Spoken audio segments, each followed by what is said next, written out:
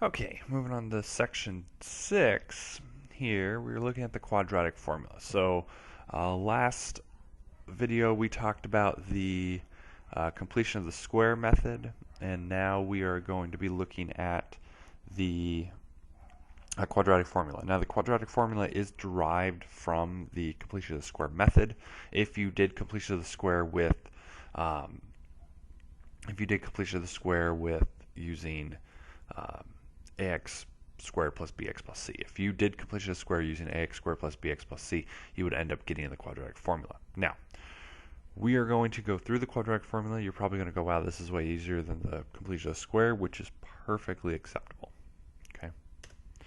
All right, so let's say we have this function and we want to solve it. Now, previously, let's say not using completion of the square, but if I asked you to factor it, okay, you would go, okay, 7 times 8 is 56.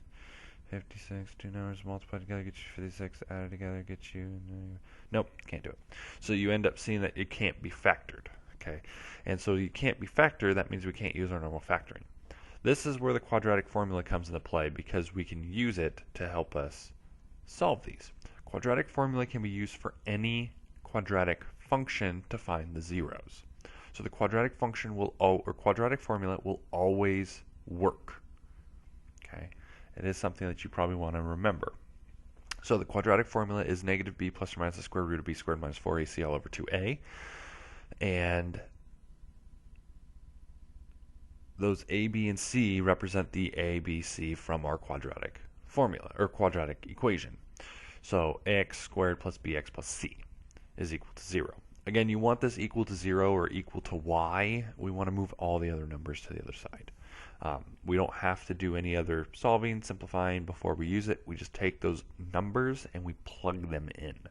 Okay, and that's what we have. So let's say we have this equation that we had previously and we want to plug it into the quadratic formula. So our a value is 7, our b value is negative 2, and our c value is negative 8. And so what we're going to do is that we're going to plug all those in to our quadratic formula. It would look something like this. So x equals a negative, parenthesis, negative 2, plus or minus the square root of negative 2 squared, minus 4 times 7 times negative 8, all over 2 times 7. Okay, all over 2 times 7. And so, as you see, we have the negatives because they are subtracted. So if you are subtracting the a, b, or c, you have to make sure that is a negative in the quadratic formula. If you don't, you'll get a wrong answer. If they're adding, then they just stay whatever they were. So now from here, we start simplifying. Now, I would not try to do all this at once. One is because you have that plus or minus, which means you have two separate equations. And number two, trying to type everything in your calculator at one time can get messy. You could make a mistake without realizing it. Okay, remember the calculator does everything based on how it's programmed. So if you don't type it in correctly, it's not going to give you the right answer. Okay, think about this. If you just type in negative 4 squared, the answer is going to be negative 16, but you probably were looking for positive 16. And the reason is because the calculator does the power first and then multiplies it by negative. Okay, order of operations. Exponent comes before the multiplication. So I would do these piece by piece. So multiply the first part together, multiply the next thing, and then show your work going down so you can keep track of everything. So with this, once we start simplifying it, so negative times a negative 2 is a positive 2. Negative 2 squared is 4. And then minus 4 times 7 times negative 8 gets us a positive 224. Okay, because it ends up being two negatives make a positive. So we add 224, and then 2 times 7 on the bottom is 14. And then continue to simplify it from there. So you're going to add that 4 and the 224. So now we have 2 plus or minus the square root of 228 all over 14. Now what happens here is that this becomes two separate equations. Okay, so the first one is 2 plus the square root of 228, which is 15.1 approximately. So 2 plus 15.1 all over 14. And then you simplify that down and you get 1.22. And then the second one is the 2 minus 15.1. Okay, and that's what that plus or minus is. Remember, these should always have two answers. And then you simplify that down. Okay, and you get negative 0.94. Okay, so it's two separate problems. You break it apart. You got to make sure that you plug everything in, and then it's slow simplification. Okay, don't try to do everything at once, because if you do mess up at one part, you've messed up the entire problem. Okay, so just do it slowly, work your way down, do it step by step. Okay, so take a second, find the answer using this one.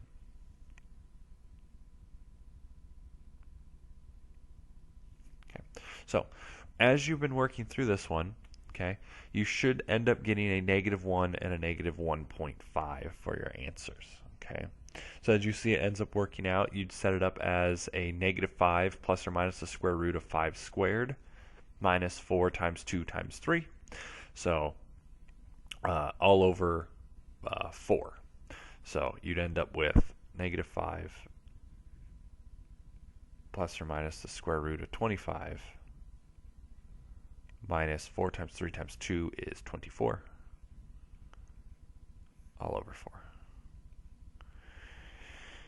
Okay, so, and then 25 minus 4 is 1, so you'd end up with -5 plus 1 over 4 and -5 minus 1 over 4. So you end up with -6 over 4 or -4 over 4. That's why you get your -1 and -1.5. Okay. So again, plugging in the formula, solving it, and everything.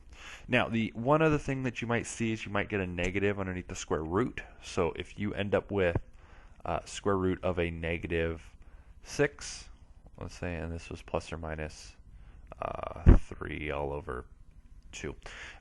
So let's say you ended up with a function like this, where there's a negative in the square root. You just have to jump and say no real solutions, no solutions, anything like that. This ends up being an imaginary number. Remember, we can't take the square root of negatives. So if you do end up with a negative in the square root, you end up with no solution or no answer. Okay? So, all right, homework is section 6. Make sure you work on that. Make sure you use the quadratic formula for these. And now, since you know multiple methods, you can use any method you want after this section to solve for the zeros. Okay? Unless you're being specifically asked for one. If I just give you a function and just say solve for the zeros, use whichever method you find the best.